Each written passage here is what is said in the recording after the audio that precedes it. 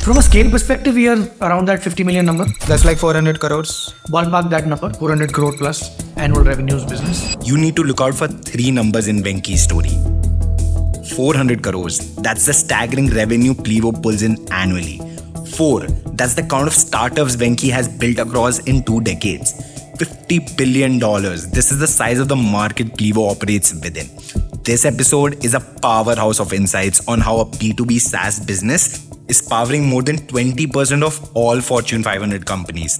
Let's get right into it.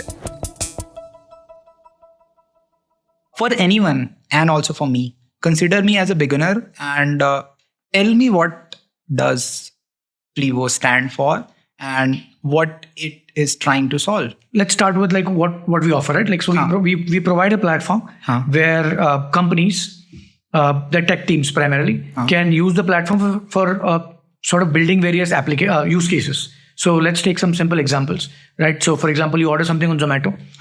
A lot of times the delivery driver or the delivery person would call you, right?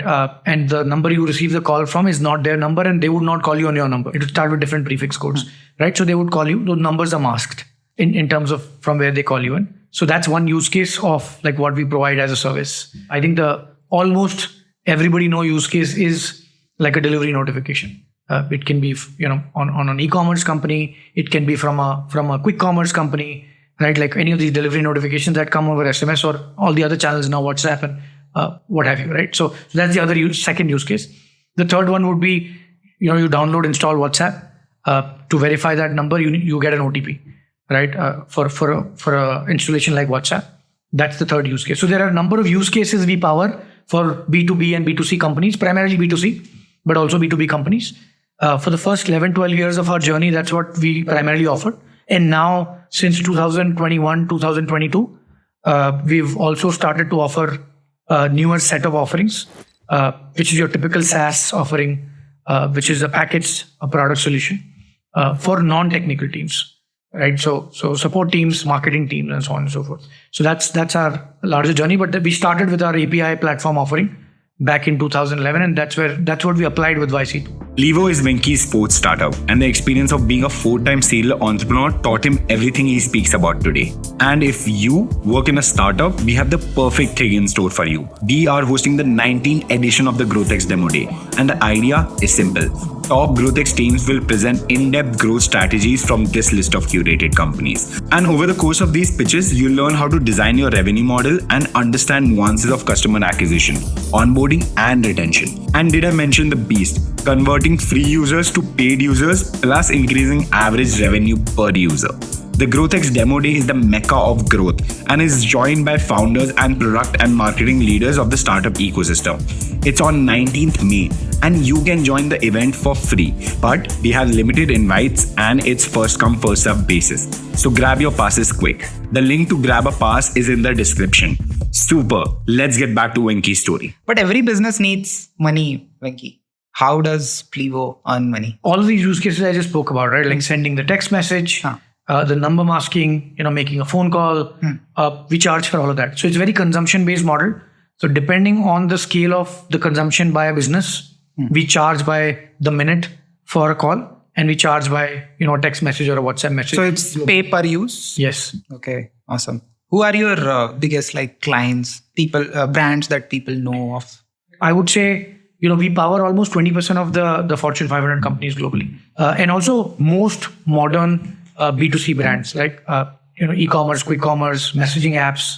How do you acquire your clients? So when we started out, being in YC helped us obviously.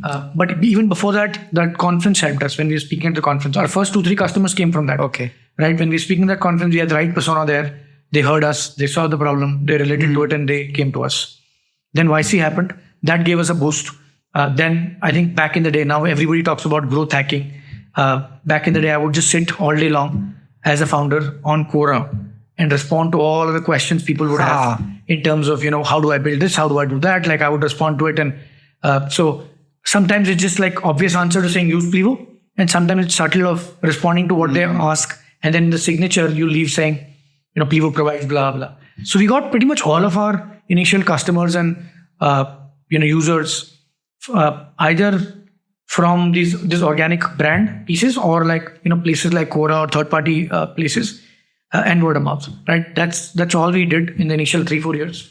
And then, like I said, I think it's changed over time.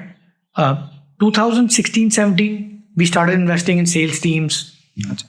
We had our growth person in-house. So that helped us, right? And today it's a mix of all of these, right? Product-led, marketing, like a large portion of our deals today come inbound still, right? So we have a marketing team now. There is a lot of product focus in terms of what we build, everything self-serve. And then, we have a structured sales team, customer success team, and so on and so forth. So all the aspects of SaaS, as we've scaled out, have been built over time. So today it's very different. It's a much more later stage sort of a company structure of what we've built out, and we want to see how we can get the flywheel rolling in all those pieces. People kind of hate founders who have raised money, and they over glorify people who are bootstrapping. But there are certain types of businesses which you cannot build without VC money. What is your take on VC money, honestly? I think this is flavor of the season, right? Whatever you just said, 2 years ago, it was the reverse, right? People who have raised a lot of money, they were sort of worshipped, and the people who are, bootstrapping were considered not have made it. So I think it's a flavor of the season, right? It's just market cycles. We're going through market cycles where now it's flavor of the season to be bootstrapped. My perspective is you should stop thinking about raising money as the prime North Star of how you, look at things, both internally within the company and externally, looking at another company. Fundraising is just a lever, right? If you want to raise or not raise, has to be driven by your objectives and what you want to do, right? So for example, I was talking about my Momo venture. If I had to do a B2C company at that point, and if I had to do pan-India and be able to scale that, it required capital. I wouldn't be able to put my own capital there. Can we talk a little bit about the numbers that you have at Plivo? From a scale perspective, we are around that 50 million number. That's 400 crores. Ballpark that number, 400 crore plus annual revenues business. So India is the Dow farm for the world. Yes. But when it comes to the revenue per user, India is still very low. Indians are not ready to pay easily.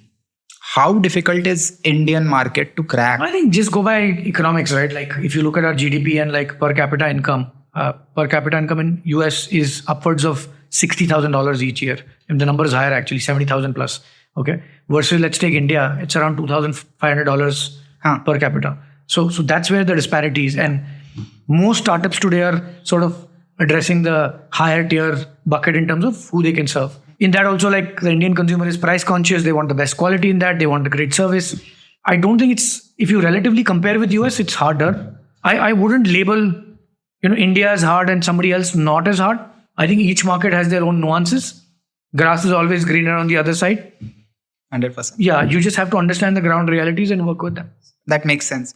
So are you currently the segment you are in? Are you the market leader? Are there any competitors? No, we're not the market leader. In fact, this is what we sort of wake up to every morning, thinking that we are the underdog. We're not the market leader, and we got to punch above our weight if we need to sort of be able to grow. Because you got to fight for your bread every day. There's a 4,000 pound gorilla in the space who's way further along than us in terms of what they built. So yeah, that is what keeps us going each day. Like I said, if you want to make people understand how big is this communication API market or whatever you are building. So there are two pieces, right? So if you look at the customer engagement piece overall, right, the use cases we spoke about, let's take an example of Zomato or a Swiggy as an example. Any B2C company, they have life cycle of customers they have to go through. So first they have to acquire a customer. There are certain use cases they have to sort of apply with when they acquire a customer. OTP is an example of when you download the app, they will verify your phone number. Yeah. Then they have to, once they acquire you as a customer, right, they have to sort of service you. And when they start servicing you, you may have support queries. At that point, during the service life cycle, you're engaging with their support teams. Then the third life cycle is you started buying with them, but over time they want to grow you. Right? They want to grow your average order value. So that's the growth life cycle. Our objective is to power that entire life cycle. We want to be that operating system for a brand like Swiggy to power that entire life cycle for them. Right? Acquire, service, engage. That's how we think about it. Now in this, we have two verticals, the API vertical and then the SaaS vertical, which I was talking about. So the API vertical itself is $20+ billion market, right? Globally. SaaS vertical, which we call that vertical, we call it CX, customer experience, customer engagement sort of vertical, is essentially another $30-40 billion market growing exponentially fast because there's a lot of traditional aspects to it, like a contact center aspect and a call center, right? Like marketing engagement solutions and so on and so forth, right? So there's huge amount of potential to go disrupt that space. So all in all combined, it's a $50+ billion market growing at a crazy pace. What is your uniqueness? What is your moat? I think I am a personal believer that like in technology, you can have a leg up and have some timeline where you're ahead of the game. But to build a moat that's never beatable is very, very difficult, right? One could argue Google built a moat for a long time in terms of search engines, granted, but I think that's changing over time, right? Like, even now, like Google is getting disrupted with the AI game, right? You could say brand is my moat, distribution is my moat, right? Like, but I'm specifically talking about like tech moats, right? It's very, very hard to sort of build tech moats anymore in the game we are in. Now, coming back to how do we differentiate, like those are my answers to differentiation.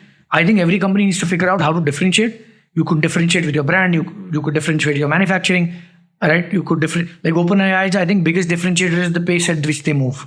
By the time you've sort of caught up to their ChatGPT 4, they're thinking 5 and 6. Yeah. They're thinking agents, they're thinking like 5 other things. So their differentiation, that's not their moat.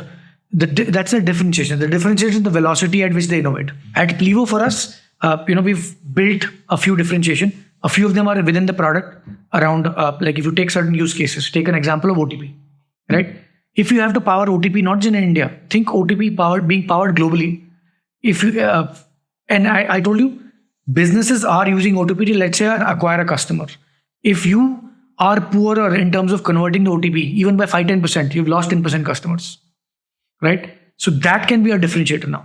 How can I help you convert your OTPs better from a percentage basis? So that's my differentiator. I don't think, these moat ecosystems in tech hold up too long for even companies like Tesla and OpenAI. I wanted to ask you about SaaS ecosystem or the tech world in India. US has around 17,000 SaaS startups, while India has less than 1,000. What do you think is the reason for this whole difference, and why India can't create its own OpenAI maybe? So it's not like, US was a SaaS hub from back in the day. I think each economy or each startup phase goes through these different periods in time. 2010 plus is where SaaS became very mainstream in the US. I think India is going through that same phase. We are 18-20 years behind in terms of the timeline, right? For us right now, that B2C economy is getting formed here.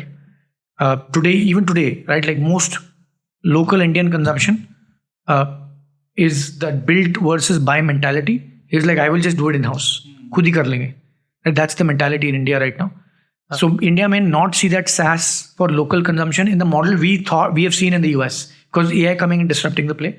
But I think it's a natural progression, right? In the next 4, 5, 7, 10 years is where we will see that progression, where there is local consumption happening for software in India more and more.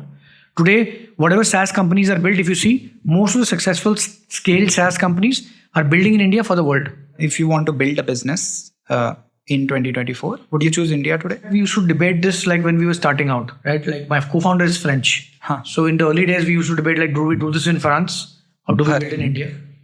For us at that point, like we decided India for easy availability of talent, right? It ended up being low cost back in 2011. I don't think it's that anymore. But today, like I said, we are able to hire great engineers in India. One thing I think that helps is having the entire team in one place builds a very strong culture, versus if you start building multiple offices, then there is that culture that builds on like what gets done, which location. So yeah, maybe I would still, like, I don't think it's an easy answer, right? But I would just still do the same thing of what I'm doing today, right? Thank you. Thank you, Venky, for being a part of this Inner Circle podcast.